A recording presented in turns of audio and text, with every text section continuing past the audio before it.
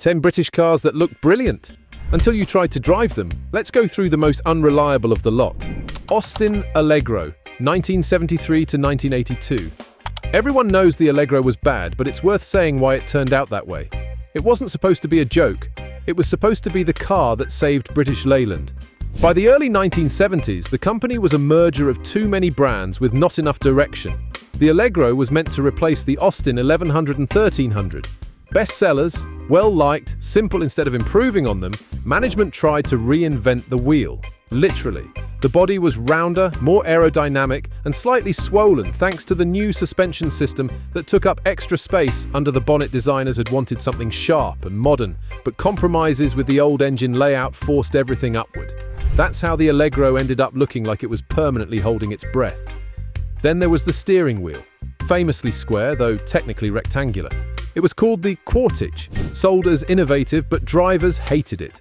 They quietly dropped it after a couple of years. Rust protection was minimal, doors didn't always fit, and early models had alarming structural flex. The car was cheap to make but expensive to fix, and nobody could explain who it was actually for. British Leyland built nearly 650,000 Allegros in 9 years. Most disappeared long before they should have.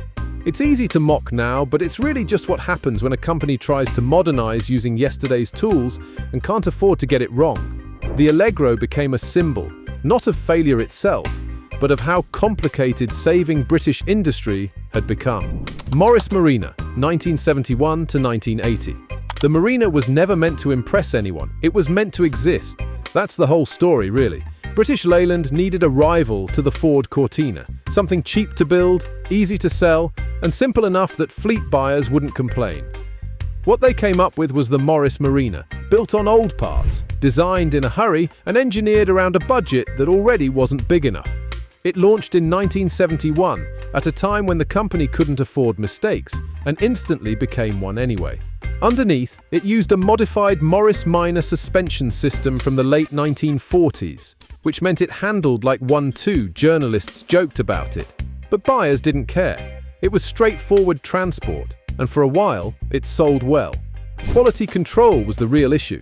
Some cars left the factory with mismatched panels, paint that peeled after a month, or engines that ran rough from new. Leyland was churning out cars as fast as possible, often with parts shortages, strikes, and management chaos in the background. The Marina just happened to be the face of it. Still, you can't really call it rare. Nearly 1.3 million were built before it was replaced by the Ital, which was basically the same car with new bumpers. It's easy to laugh now, but the Marina did its job.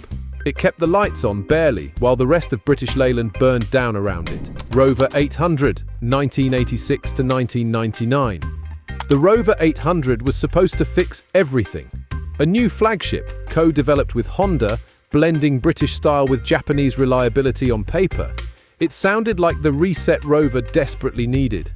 The project began in the early 80s, when British Leyland, by then rebadged as the Rover Group, wanted a modern executive car to replace the SD1. Honda came in with proven engineering, the British side with design and interior finish. The result was 2 cars from the same platform, the Rover 800 and the Honda Legend. Same bones, different personalities.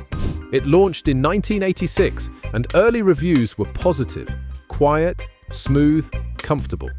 The problem was everything that came after: electrical issues, fragile automatic gearboxes, and a build quality gap wide enough to notice in a showroom. The Japanese-built Legends held together beautifully. The British-built Rovers didn't.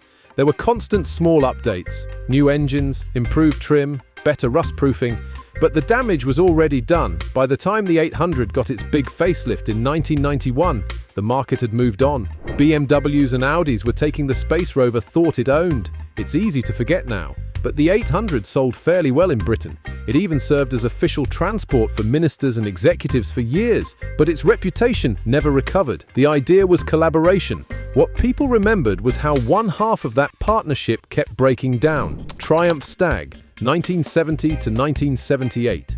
The Triumph Stag should have been one of Britain's great success stories. Stylish, fast, convertible, everything buyers wanted in the early 70s. And yet, it's remembered mostly for breaking down. It started with good intentions. Triumph wanted a proper Grand Tourer to take on Mercedes and BMW. They had the design, a Michelotti shape that still turns heads today.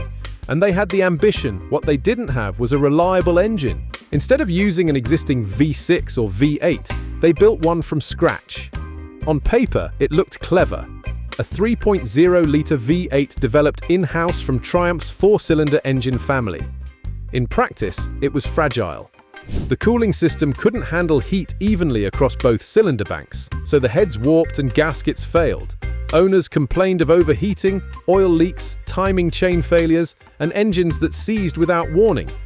Dealers were overwhelmed, warranty claims piled up, and Triumph's image, already stretched, started collapsing. Most of the problems could have been solved with better maintenance, but that missed the point. A luxury car shouldn't need constant rescue.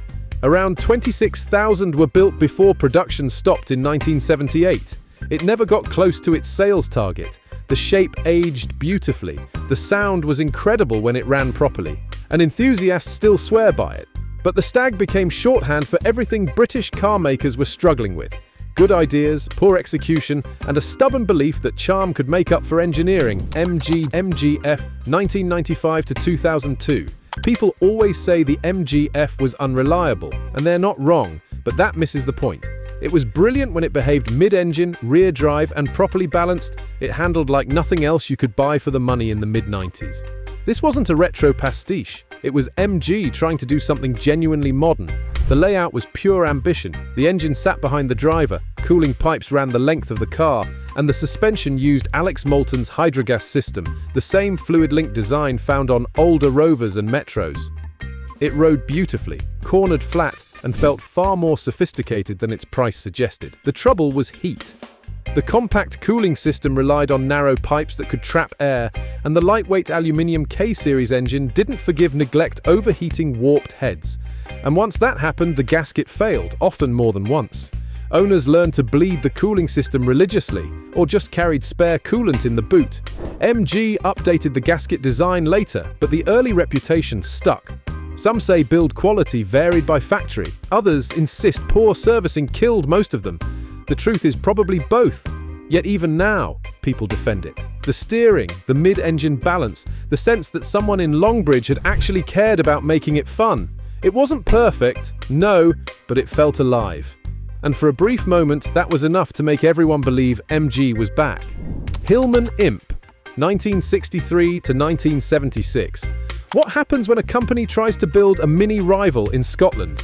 You get the Hillman Imp, clever, ambitious, and almost impossible to get right.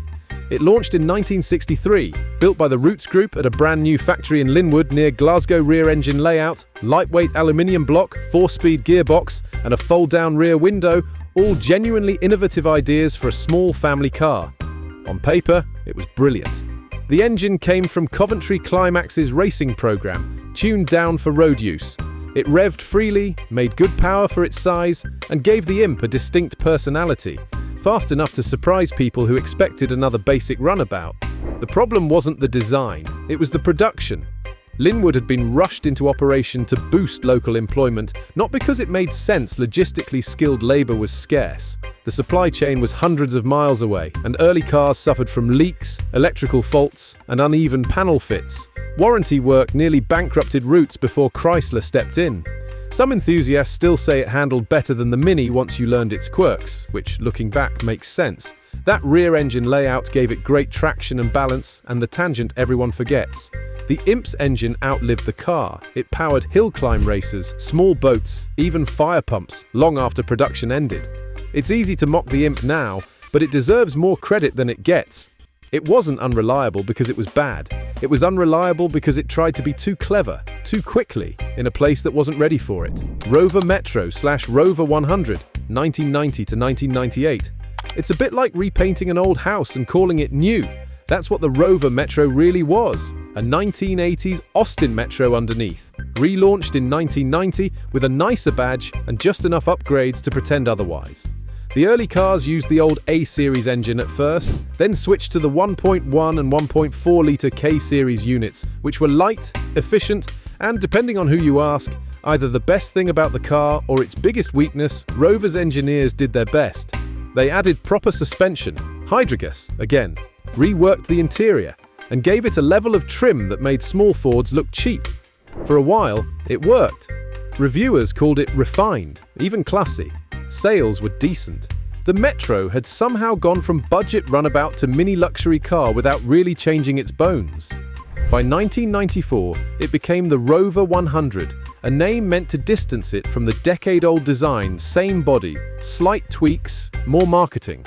Safety standards had moved on though, and the car hadn't. The 1997 Euro NCAP crash test gave it 1 star, so bad that even Rover seemed embarrassed. It quietly disappeared a year later. People remember it as dated or dull, but here's the surprise. For city driving, it was genuinely good tight-turning circle, light steering, and the kind of visibility modern hatchbacks would kill for. You could call it outdated, or you could call it honest. Both would be true. Reliant Robin, 1973 to 2002. So, was the Reliant Robin really that bad? No, not in the way people say. It was fragile, yes, and ridiculous looking to modern eyes, but it wasn't built to impress anyone. It was built to get people moving when cars were still too expensive for a lot of households. That's the bit everyone forgets. The Robin arrived in the early 70s as the evolution of the old Regal, hand-built in Tamworth by a company that specialized in making something out of almost nothing. 3 wheels meant cheaper tax, lower insurance, and crucially, the right to be driven on a motorcycle license. It weighed just over 400 kilos, thanks to its fiberglass body and minimal interior, and the tiny 4-cylinder engine, 748 cubic centimeters in the early ones, 748 then up to 848 later, could do 60 miles per gallon. People used them for work, for shopping, for commuting long distances they couldn't afford to make in anything else. For thousands of families, the Robin wasn't a joke. It was freedom. And yes, they did tip over sometimes, though less than the reruns of Top Gear would make you think it was really about weight distribution and driver habits. Treat it like a motorbike with a roof and you'd be fine. Treat it like a Ford Cortina and you wouldn't. The weird part is how much affection the car still gets. Owners' clubs, annual meets, restorations that cost more than the cars ever sold for the Robin became a cultural artifact, somewhere between transport and rebellion. Laugh at it if you want, but it outlasted half the companies that mocked it. Jaguar XJ40, 1986 to 1994. People say the Jaguar XJ40 ruined the brand, but that's not quite true. It nearly did, yes, but it was also the car that kept Jaguar alive long enough to be rescued. The story usually gets simplified. The XJ40 was unreliable, overcomplicated, and built badly. Some of that's fair. The electronics were fragile, the digital dashboard flickered when cold, and the self-leveling rear suspension was known to collapse if you looked at it wrong, but it wasn't a disaster so much as a victim of timing. Development started in the mid-70s and dragged on for a decade through strikes, cost-cutting, and shifting management. By the time it launched in 1986, half the tech was already out of date, and the other half barely worked. It did at least look modern. Sharper lines, plastic bumpers, flush glass. Underneath, though, it still carried a lot of the old Jaguar DNA, including engines that dated back to the Series 3. The company planned a new V8, the AJ8, but cancelled it at the last minute out of fear it might compete with the stillborn Rover Phoebe 8 projects. That kind of internal politics was typical of British car making in the 80s. Decisions made not to improve the product, but to avoid offending someone higher up. Digression here. The early cars were hand-finished at Browns Lane by teams who treated every panel like sculpture. Then Ford arrived in 1989, bought Jaguar outright, and brought structure quality improved. Reliability followed. By the time the XJ40 ended in 1994, the worst was fixed, but the damage to its reputation never really healed. Which, in a way, sums up Jaguar as a whole. Brilliant ideas, delayed execution, and just enough beauty to make you forgive the chaos. TVR Cerbera, 1996 to 2003. If the Jaguar XJ40 was a troubled genius, the TVR Cerbera was an untamed animal, faster, louder, and far less apologetic about being difficult.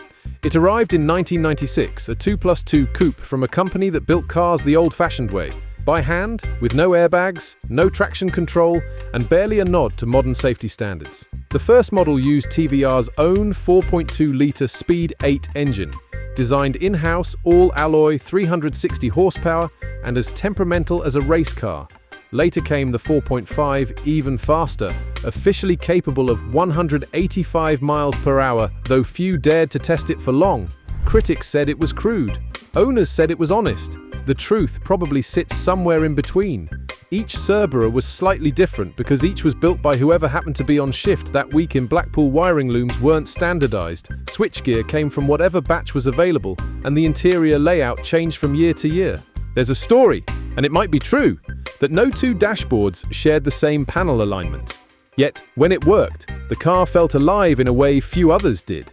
The throttle response was immediate, the steering heavy and precise, and the sound, that raw, metallic howl, unmatched. Here's the part people overlook.